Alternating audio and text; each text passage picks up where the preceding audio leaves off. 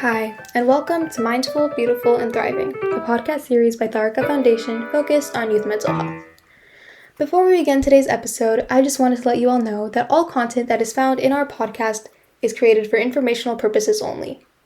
This content is not intended to be a substitute for professional medical advice, diagnosis, treatment, or therapy. Always seek the advice of your physician or other qualified health provider with any questions you may have regarding a medical condition, and never disregard professional medical advice or delay in seeking it because of something you have heard in this podcast. Thank you so much, and without further ado, let's get started. Hello, everyone. Welcome back to Mindful, Beautiful, and Thriving, the podcast by the Tarika Foundation. Today, we come together on a truly meaningful occasion, International Peace Day. In a world that feels increasing chaotic, violent, and divided, it's more important than ever to talk about peace. But not just the kind of peace we talk at summit or conferences or in news headlines.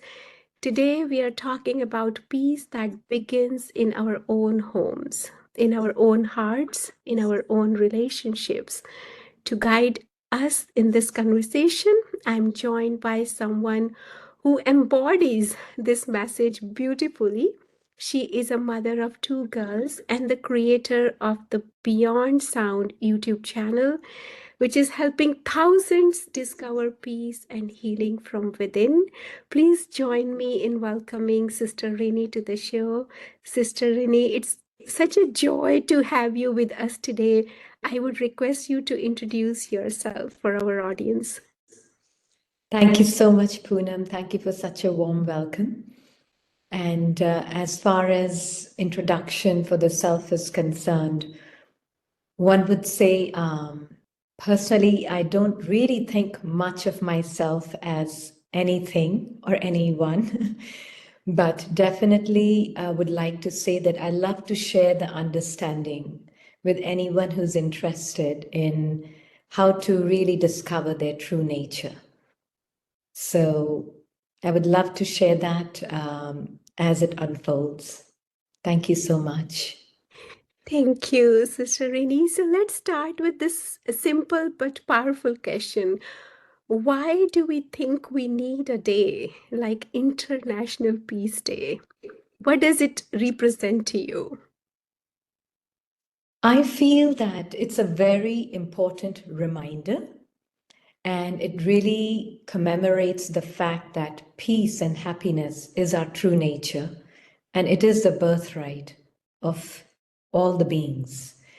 And when I say birthright, what it means is it's like it is available to us 24/7. And that's who we essentially are. So, more we really know our true nature, then we stop looking for it in the world outside, in our activities, in our relationships, but we actually bring that in our activities and our relationships. So I find it's a very beautiful thing to celebrate this one day. It's a beautiful reminder from my point of view, and to really help everyone see that it's not something which is an extraordinary experience, but it is very much the essence and the nature of us all. So, yeah, very, very beautiful. Thank you, Sister Rini. So, what I understand, you're telling us it is with us 24/7, whether we realize it or not. But this day is a special day to remind we don't need to look peace outside. I am peace. I am love. Absolutely. Very Absolutely. beautiful. But I wanted to ask you a simple question.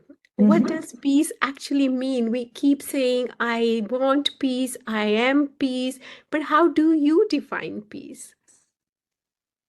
For me, peace is like in religious texts, it's usually mentioned that peace that passeth understanding, which means that peace that is independent of what is either taking place in your experience or what is not taking place in your experience. So, peace that is independent of the contents of experience. So if my peace is dependent on a very peaceful circumstance or peaceful people around me or a peaceful mind, then that peace is, and actually I would call it conditional peace. And unconditional peace is peace which is not dependent on the state of mind or is not dependent on the circumstances, situations, or even your own state of mind. So I would say that peace which is unconditionally undisturbed, ever present peace, which is really who we are. What happens is we end up identifying ourselves with the content of experiences, like, for example, our thoughts, our feelings. But really, our thoughts and our feelings are simply like passing clouds. And we are like that pristine blue sky. So when I really know myself as that pristine blue sky, I know that behind every cloud, that is the truth of every cloud in essence. So then when I am not identifying myself with the clouds, then I'm not identifying anyone else as a cloud, but seeing them as the same sky. Actually, I remember a beautiful French writer who said that it is in the depth of the winter that I realize the eternal summer within me. And I find this is such a beautiful way to see it, that in the depth of the darkness and the despair, we can really see that there's this eternal peace that we always are shining, even in the deepest depression. So that truth never changes. So it is this changeless peace. That is not really something so inaccessible. That is who you really essentially are, prior to your thoughts, prior to your feelings. And we're not rejecting our feelings to know that. We are just kind of just taking a step back so that we are not so mixed up with it. And so when we take a step back and then we see that this is my true nature. No feeling is threatening my true nature. No emotion is threatening my true nature. So no feeling, no emotion is ever a problem. But it's actually welcomed once you know your true nature of being that sky. So it's like you're welcoming all the clouds, whether they are dark, they are white, they are blue, they are gray. It doesn't matter what color of the cloud it is. But you're constantly just living as a pure allowance. So I find this, just knowing oneself as that really helps us play all our roles from that space. Such a beautiful explanation, Sister Rini. So, even, I was thinking, is peace absence of war? War may be happening anywhere in the world, but can I still be peace?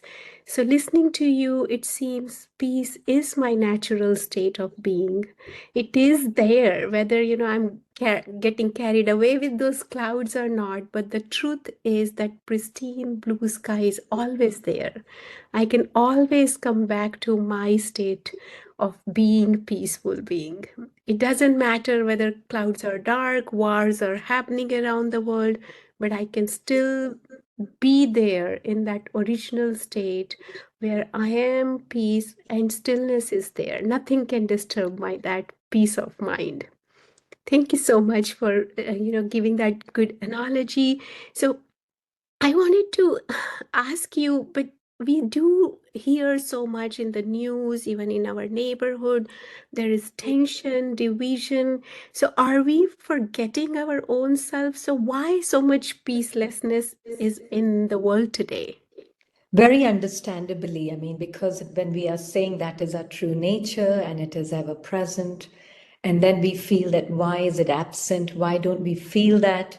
And it's a very important question and understandable also, because the thing is, why we don't experience the peace that we are is it's because we are mixed up and colored by our experiences, right? And that is why we kind of extricate ourselves from our experiences in the beginning to really know our true nature. Like right now, we can see it.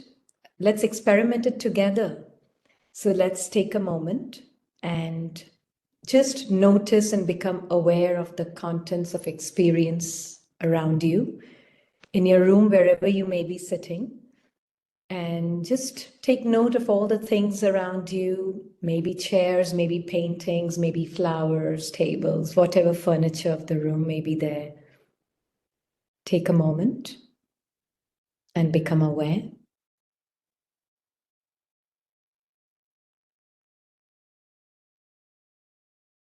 Now, if I were to ask you to let go of your attention, soften your attention from the contents of the room towards the space of the room.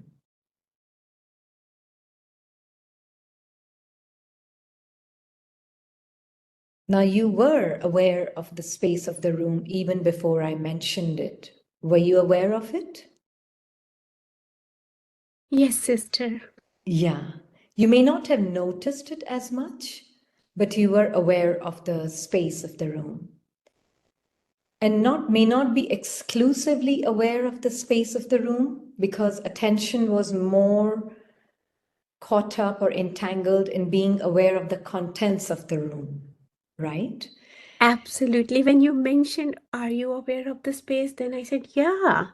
I did not maybe pay attention, but the minute you said, my attention went to Yeah. see how much spacious my room is. Yes, absolutely. So now, if I were to ask you to soften your attention further and bring the attention to yourself that is aware of the space of the room.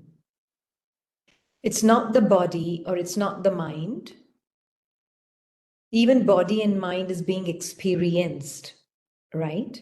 You're experiencing your sensations.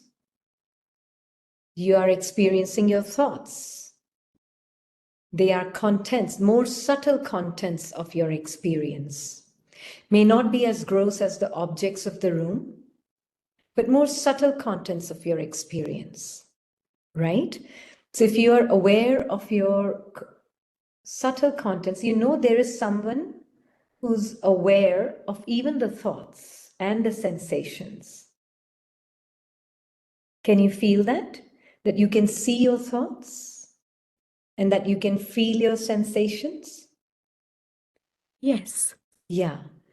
Now, who is that one that is aware of those thoughts and sensations? Is I it I think there is an observer. there is an observer, okay? The one who's observing the thoughts, the sensations, the contents of the room, but is itself not a thought, That's is true. itself not a sensation. So, if I were to ask you, were you aware of yourself even when you were aware of your thoughts and sensations? I am always there, regardless of, sensation, thoughts. That's what I kind of feel. Yeah, absolutely. So there's a sense of continuity that you always feel. There's some sense of conviction that, yes, I'm ever present. I've never disappeared, right? And that sense of conviction is coming from that continuity of who you really are prior to your perceptions, your thoughts, your sensations. You may not have noticed it as much, right? Because our attention may have been caught up in our thoughts, our feelings, our emotions. And that is why what happens is why we don't experience our true nature of peace is because we really believe ourselves to be this changing experience of our perceptions, of our thoughts, of our feelings. All we need to do is relax our attention away from these thoughts, away from these perceptions, like the sight of the room, or maybe the sound of my voice, and then bring your attention and relax it rather than concentrating it on anything. we are actually relaxing our attention back to ourselves, to the source, right? That is all that needs to really happen to kind of every now and then disentangle our attention from the subtle and the gross contents of our experience. The reason we don't feel our true nature is because we really feel I am these changing thoughts. I am these changing, colorful, stimulating emotions because they are just much more exciting element of our experience. So, And Sister Rini, if I can summarize what I understood talking about this topic, because we human beings are running here to there, one task to another task, busy schedule, attention, like, and we do say change is the only constant. So we are caught up in those changing thoughts, emotion, people, places, and then we don't even take a pause and t- connect with our own inner being, that stillness we all have within. And you're encouraging us to just be a detached observer of the change, but not get caught up, because peace is there, but we are maybe not realizing it. So that could be the reason people are not feeling peaceful, even though they are peaceful being.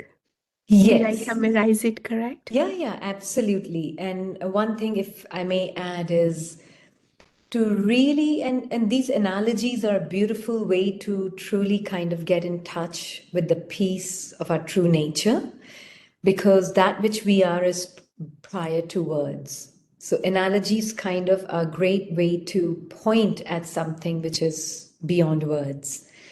And and to really know that at any given moment, no matter how caught up you are in your experience, just know that you're not even a thought away from yourself, right?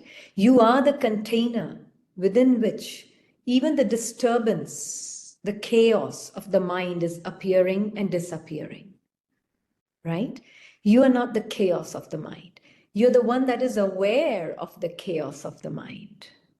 So just taking that one step back and creating this artificial distance between yourself prior to the experience, which is constantly changing, which is temporary and finite. And from there, change is not a problem. Feelings are not a problem. Emotions are not a problem. It is the resistance to these feelings, resistance to these emotions, which actually make us identify ourselves with these feelings and emotions and kind of keeps this personal identity alive. So I would say personal identity, which we believe ourselves to be this I am Rini and I am feeling sad, or I'm feeling afraid, or I'm feeling concern or anxiety, or I'm feeling depressed, or I'm feeling unhappy, whatever the emotion, the color of the emotion may be. Just as if you can take one step back and create this healthy distance, just to know your true nature. We are not rejecting these emotions. We are not denying them. We are not judging them. But this is more like a loving disinterest. I'm really emphasizing loving disinterest for a reason, because loving, if it's just disinterest, there can be a hint of rejection. There can be a hint of disdain. But I'm saying loving because we are not denying their presence. We are not judging their presence, but we are really knowing our true nature, so that once we know our true nature, we are like that big welcoming yes to all experiences, right? And then from that space, they don't have power over us. Absolutely. And Yeah. Sister Rini, if I can share what helps me, Yeah. I do watch, suppose I'm standing on the pathway, there are cars coming and going. I'm not riding on those cars because they are not my cars. So, the same way thoughts are coming, I do acknowledge, yeah, thoughts are coming, feelings are coming, but do I really need to ride on those thoughts or give extra attention, energy? So I am that powerful being. I can let go those things which are not serving me. Or like for that car analogy, it's not my car. So let it go. So I let those thoughts pass, even though I am aware their acknowledgement is there, but I'm not ignoring, but I'm not same time sitting with those thoughts or emotions forever. So that's how I take care of my all the thoughts, feelings, but I love the way you explained. Welcoming is important, acknowledging is important. I used to, suppress or try to replace, which did not really work for me. But then I realized, as you said, lovingly observe, create that distance, and then and know there is stillness within me, that true nature is who I am. So I really love that. And I do believe you don't only have this kind of knowledge on your YouTube channel, rather, you have more practical tools for us. So, could you please share some few more practices families can adopt to build peace into their daily lives? Like, I am a working professional, and I do know working professionals, they struggle to maintain that work-life balance and that peacefulness in the house, and they are stressed at work, they bring that stress to their homes, to their kids. So anything you have for our listeners who are listening to our podcast today? Yeah, absolutely. In fact, I would say that just by taking care of yourself, you're taking care of your family, you're taking care of your colleagues at work, everything. You take care of the I, that takes care of everything else, right? And certain very simple tools, if we can get into the habit of taking pauses during our working hours, right?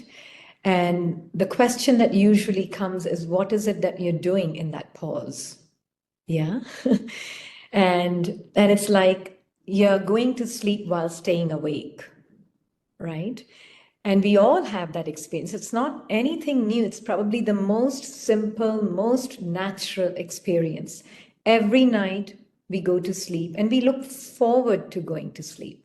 I'm sure there's nobody here in a beautiful, loving audience that is dreading sleep, right?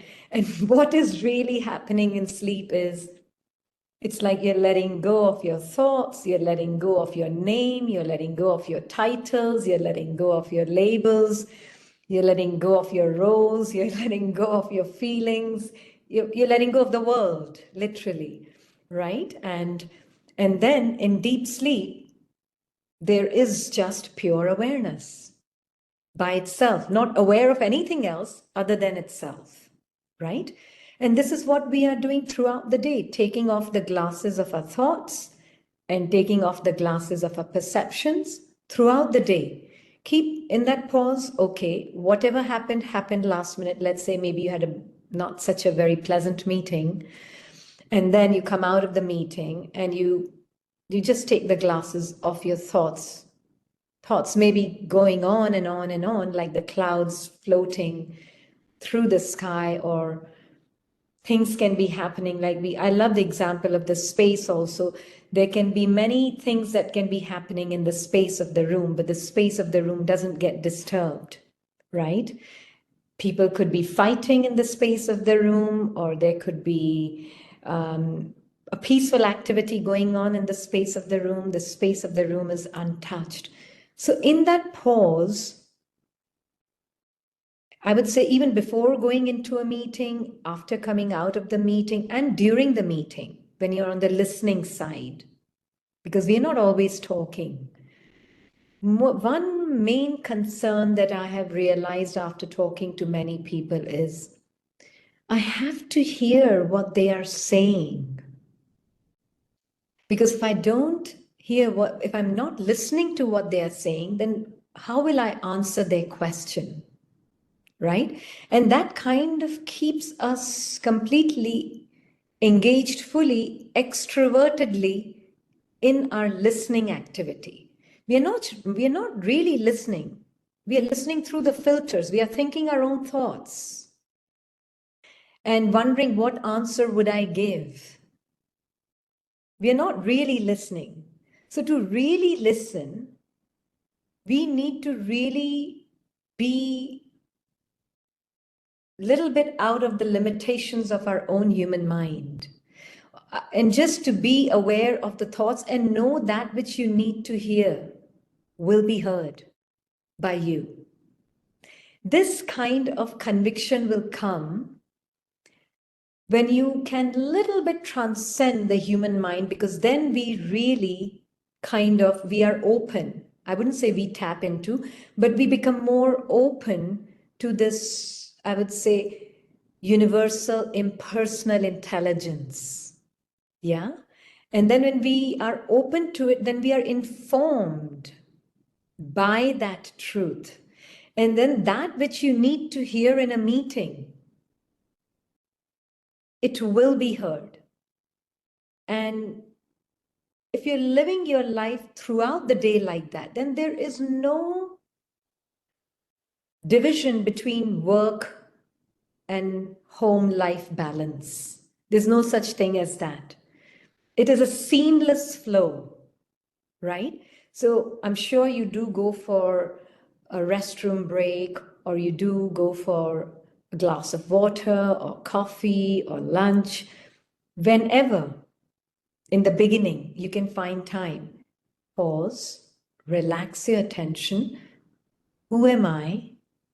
That is aware of my thoughts, whatever they may be. They may be disturbed, or they may be exciting, or they may be excruciating. I don't know. Whatever the scene or situation may have triggered that in the mind, right? But just know who you are prior to this current state of mind and body.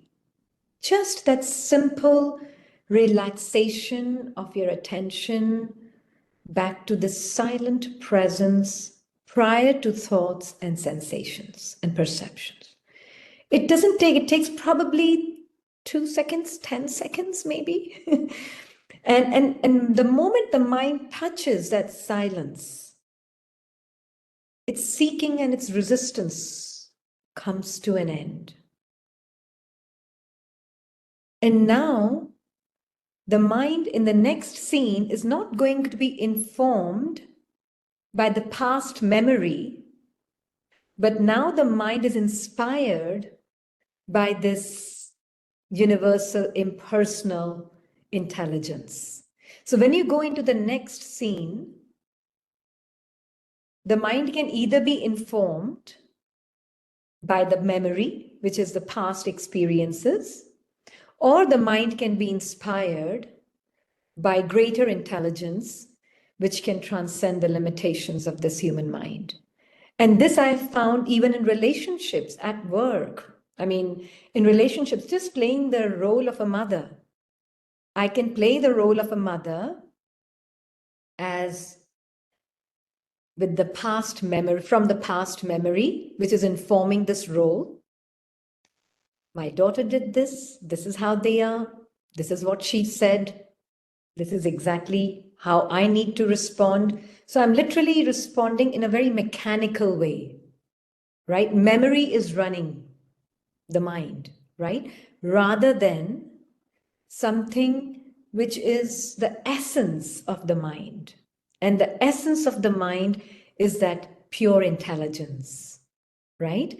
And then when I play the role from being open to that flow of pure intelligence, pure love, pure peace, then what happened 10 minutes ago, 10 years ago is not dictating my next moment. But it is truly just that which I am and that which they are is the same being. And we share the same peace, we share the same love. It's not the stories in the mind that is going to dictate my actions, but it is the true nature of the being that is going to dictate my thoughts, feelings, words, actions, and relationships. So I find it is a very seamless flow, but it can start with pauses where we kind of go into deep sleep for a few moments, maybe a few seconds. And then we wake up fresh. Then we come back renewed in the next moment. And I find that very helpful for myself. Thank you, Sister Rini. So even, I used to take 1 minute break. I call just a minute meditation. And as you were recommending switching from one meeting to another meeting, right? We do take 3 deep breath, or, the practice you mentioned, resetting, refreshing, going with the clean slate.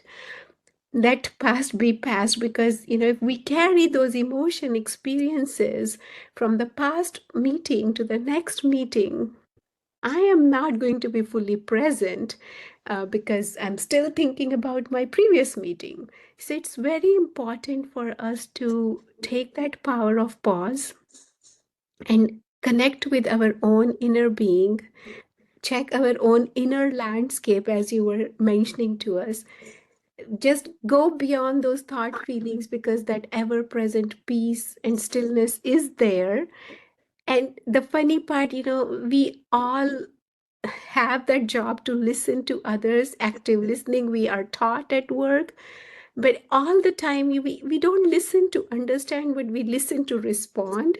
So I really liked what you mentioned, that conviction, and that fully, like, if I'm present, I'm having that open mind, clean slate, no judgment, things, beautiful things are going to happen. So thank you so much for letting us experience that and sharing that tool. Anything else would you like to give to our listener today? I'll just give simple experience from practical life. I remember one time, you know how children can have their own moments, and they can bring their own script with them, bring their own days, emotions and feelings with them. And I remember when they come and they have an outburst. In that moment, there are two choices, right? And one choice is, and I really like what you had said, is either we suppress, right? And we go into suppression, we keep quiet, we may not say anything in that moment. But when we are not saying anything and when we are keeping quiet, or one can just react and come into words, right? So we'll first look at this, that we are either suppressing or expressing, right? So in case of suppression, we may stay silent, but what is happening in that silence? All one can see is that the thoughts may come that, oh, just, I remember one of the daughters, she said something, and then she came back from her room after 10 minutes, and then she acted as though nothing had happened, right? And I'm sure everybody who's listening is probably has had this experience. And because you are living from the space of knowing that you are that pristine blue sky or this empty space, right? So you know that if you are not your clouds, they are not your clouds. So as soon as whatever the scene happened, and then you are kind of just knowing yourself as this pristine blue sky, and your mind is just not thinking about those words and those actions. So after 10 minutes when she came, it was like memory may have been there of the scene, but there was no emotion attached to it, right? And so it was like completely as though nothing had happened, because that had already become a dream. And so now you're coming from a place of freshness. and from the place of that pristine peace that you are. So there was not even this feeling that why she, I mean, otherwise the mind can say she doesn't realize, she should realize her mistake.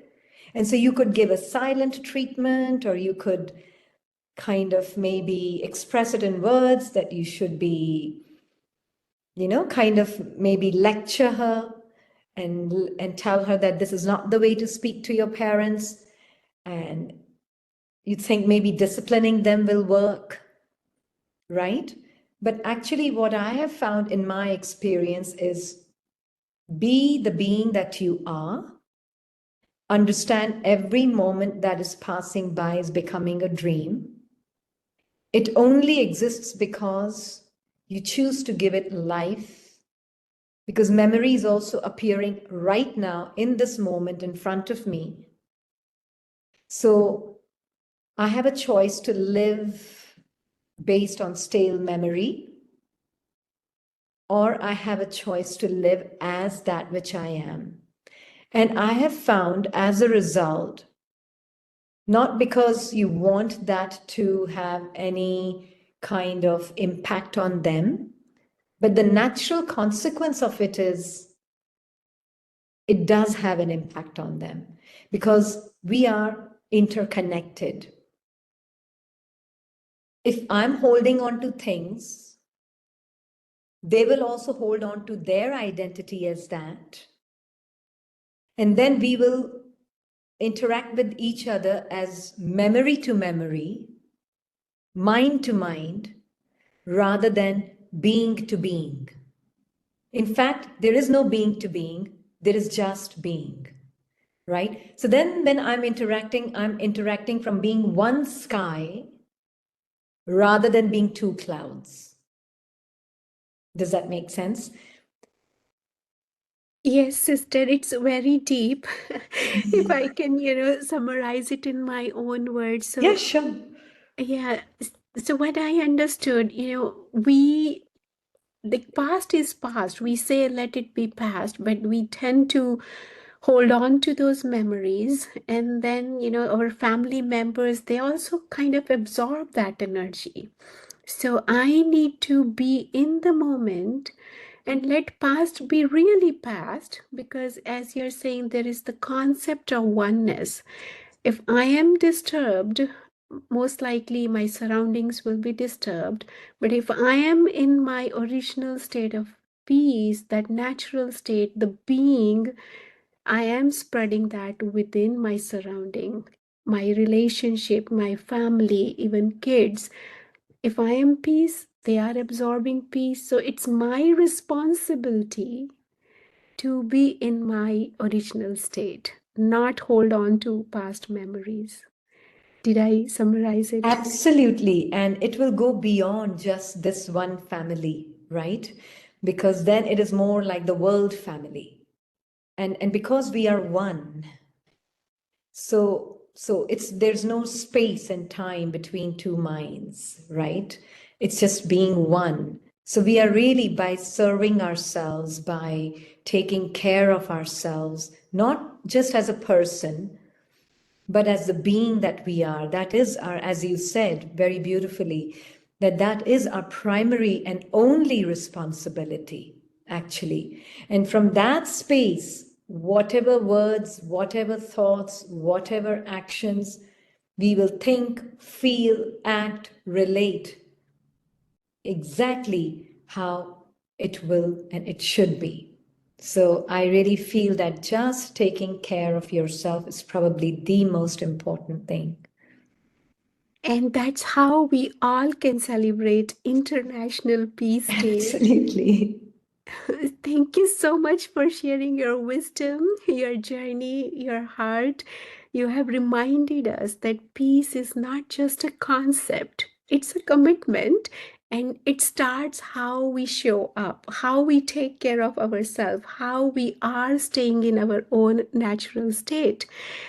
And so, to our listeners today, let's not just talk about peace, let's practice it the way Sister Rini has taught us, with our breath, with our words, with our family. If I am staying in my original state of being peace, I'm sure the world will become a peaceful world soon.